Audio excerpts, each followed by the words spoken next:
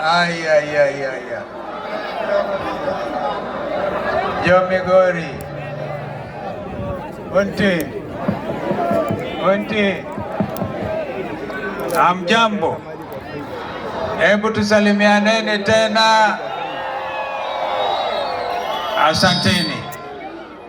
Jana msimamo ukatolewa ya kiongozi ndugu yangu Raila, na tukaja leo kama vile amesema, na washukuru. Lakini kwanza ni kumshukuru Mwenyezi Mungu kwa sababu matukio haya matukio yaendelee Kenya hii ni matukio ambayo Mwenyezi Mungu mwenyewe anaiongoza. Mungu anapenda Kenya kiwango kwamba hata kubali watu wasiofaa wawe uongozini. Jana nilisikiza BBC, walikuwa wamefunika kama hakuna mambo, na vile ndugu Eugene amesema pengine huo ni mkutano wa 14 tangu kuanze kufanya mazungumzo na wananchi wa Kenya kwa amani tu. Lakini hata ile media yenyewe wengine walikuwa pengine hawataki kumulika mambo haya. Jana nikasikia BBC yenyewe, dunia nzima inajua kuna jambo Kenya. Sema jambo. Wangapi wanajua kuna jambo? Wangapi wanakubali kuna mambo? Jambo ambalo lazima litatuliwe kisheria na bila ugomvi. Hapa wananchi hakuna ambaye anabeba silaha. Ni kweli ama ni urongo? Tutafanya maandamano bila kubeba silaha. Wangapi wanakubaliana na mimi juu ya mambo hayo? Kwa hivyo wanaobeba silaha wasije kuchokoza wananchi wa Kenya, kwa sababu katiba imewapa mwelekeo uhuru.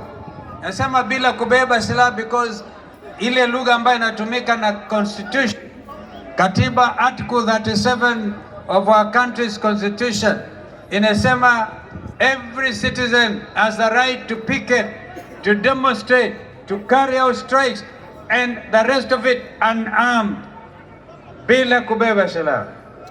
Kwa hivyo ndugu zangu wa Kenya, in order to bring out a true revolution of the people, angalieni historia.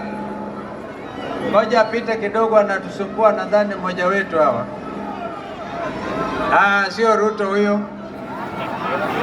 Ruto ajui Migori. Ngoja niendelee nisiendelee. Jambo ambalo tunataka wananchi tuelewane ni kwamba ukiangalia historia ya ulimwengu, Mahatma Gandhi wa India, Reverend ambaye alileta civil rights in America, na wote ambao wanajulikana dunia nzima wanafanya bila fujo. Na sasa wakati umefika wana Kenya tuwaige. Fujo itakuwa ni mafikira yetu, kama sasa imekuwa branded as green political revolution. Kule wakati mwingine upande wa Ukraine walianza na velvet, wengine orange, na ndio tukaanzisha Kisumu, nakumbuka orange revolution. Sasa nasema green political revolution, ili watu wa Kenya tusije tukakaliwa kimabavu. Wacha nimalizie sasa hivi. Sasa ninavyozungumza nitawapa mfano moja. Daktari ambao wamesomesha na wazazi walipa ushuru, wanasoma na ujue upate kuwa qualified as a medical doctor, unatumia pesa nyingi sana. Lakini wengine hata sasa hivi wanaendelea na kujinyonga. Doctors are committing suicide. There are over 4,000 qualified Kenyan young men and women qualified as medical practitioners who cannot practice, cannot get employment because of the corruption in this country. Wanajinyonga na wazazi hawana namna. Kulingana na World Health Organization, inapaswa kikundi cha watu 1,000 wawe na daktari moja. Hapa Kenya, 1 doctor to 10,000 people na zaidi. Now instead of employing 4,000 young men and women who are medical doctors, tunawaachilia wajinyonge.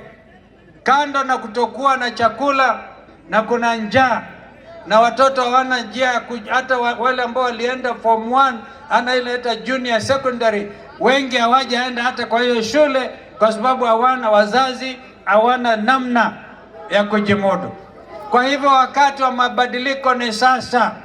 Wangapi wanasema ni sasa? We shall do this in a very orderly manner. Kumbukeni, mimi na ndugu yangu Raila 2013 tukaibiwa kura, tukaenda kwa hiyo mahakama, hatukufaulu. Tukasema hatukubali, kina Willy Mutunga na wenzake, hatukubali, lakini ni lazima tutii hiyo sheria. Uamuzi huo tukatii. In 2017 tukarudi tukawashinda. Ni kweli si ni kweli? Wakatuibia tena, tukaenda kwa mahakama kuu kwa Justice Maraga, Chief Justice Maraga akawa na ukakamavu na nguvu ya kiroho na mafikira kufanya uamuzi wa haki. Halafu tukasema bila kuwa na level ground hatutakubali. Lakini Uhuru akawa na maarifa, akaona nchi itapasuka, akasema ingawaji mambo yama kwa namna hii, akatafuta ndugu yake Raila Odinga. Swala hilo likaleta amani Kenya hii. Wengine wanamshtumu Uhuru Kenyatta. I can tell you as we speak, Uhuru Kenyatta is attending the United Nations Security Council kujaribu kusaidia ndugu zetu wa DRC. Wenzake hawa walifanyeni baadaye? Shutuma, kutojali, kusema mutatu. Wanasema Raila na kina Kalonzo na Martha na Orengo na Anyang' Nyong'o na timu yote hii na my brother Eugene na my brother Paranya, our mindset anasema you can do as much maandamano as you can and nothing will change. Wangapi anasema watachange, wapande wasiwasipende, wakubali mambo haya? We are Kenyan, every Kenyan taxpayer, kila Mkenya ambaye analipa ushuru ni mshikadau wa uchumi huu. Nataka nikukumbushe moja wa advisors wa Ruto, anaitwa David D. Amesoma uchumi kama seneta wenu.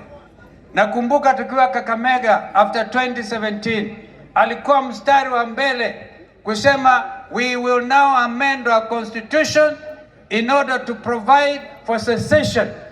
Yaani watu wajitenge.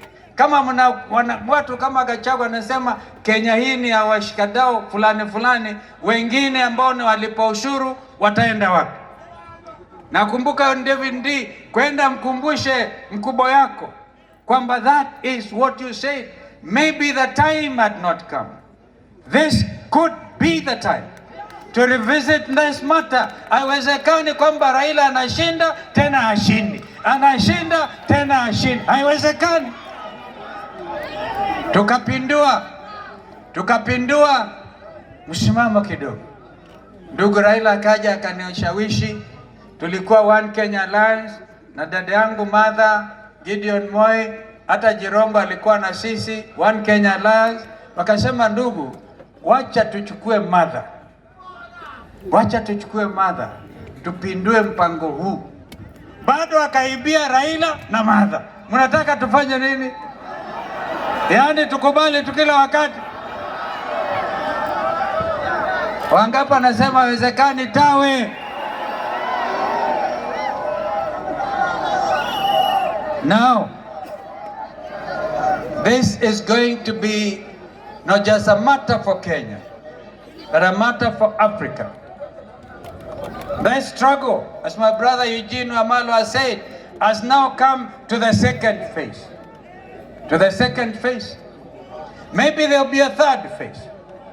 This matter will be sorted out within the second phase. But we belong to this nation. Hii ni nchi yetu. Na iwezekani mtu fulani kusema mambo haya haikubaliki. Na washukuru gavana Peter Nyang'o. These are champions of the struggle. I've read Peter Nyang'o's article today in one of the media houses. He's talking about illiberalism and tracing the history of where this country has come from. You cannot touch Kenyan Constitution 2010 and pretend you can be a leader. Tunajua wengine walipinga, lakini wenyewe wanafaidi kutokana nayo katiba. So, my brother, senior counsel, Jim Orengo, you have done very well. Na Jim hachoki. Jim hachoki like what you have told the Kenyan police force, not to be misused, because at the end of the day, you will be held personally liable. Kama wanakuja na kuanza kuwa wananchi ovyo ovyo, dunia inaangalia, and you will be held liable. My brother Ochilo Ayako, I congratulate you for standing strong. For standing strong. What I'm seeing here with our governors is a very good thing. Ndugu Raila, nikubali niseme hii. Gavana yoyote alichaguliwa na tikiti ya Azimio la Umoja wa Kenya ama ODM ama Wiper, yeah? Gavana, si tunawajua? If you cannot join this proper struggle for your people, wengine wanakubali, utakubali utachukuliwa na kina nani tena? I'm told wale walienda Ikulu, Ruto alikuwa too clever for them. Walikuwa nataka waende polepole wapatiwe pesa fulani watoke, lakini akasema mtoke bila picha. Wakapigwa picha. Leo hii hawezi kuja nyumbani. Therefore you have to demonstrate integrity. Nimefahamishwa na ndugu Kioni. I can tell you Kioni is not the last man standing in Mount Kenya. A lot of people are standing with this struggle. And I want to congratulate ndugu Kioni. Amepata ati anakuwa summoned na Supreme Court. Amesema ametangaza Raila alipata 8.1 million na wengine wakapata 5.9. Ati hiyo ni contempt of court. Mimi na Martha na Jim Orengo and Otiende Molo and all of us, if they summon you, tunaenda Supreme Court kusema it is not possible. Ukweli wa mambo, and we cannot, some of them wamezungumza hapa juu yao are professionally our juniors. I cannot here talk about juniors. Mnanielewa? But we will go and defend Kioni, and not just Kioni, defending the principle of free speech. Wengine wanataka hata media. Wanasema media bure namna hii. Media, you also have to join us in this struggle so that we can liberate this country once and for all. Wangapi wako tayari? Wangapi wako tayari tena? Ngoja nimuite dada yangu Martha.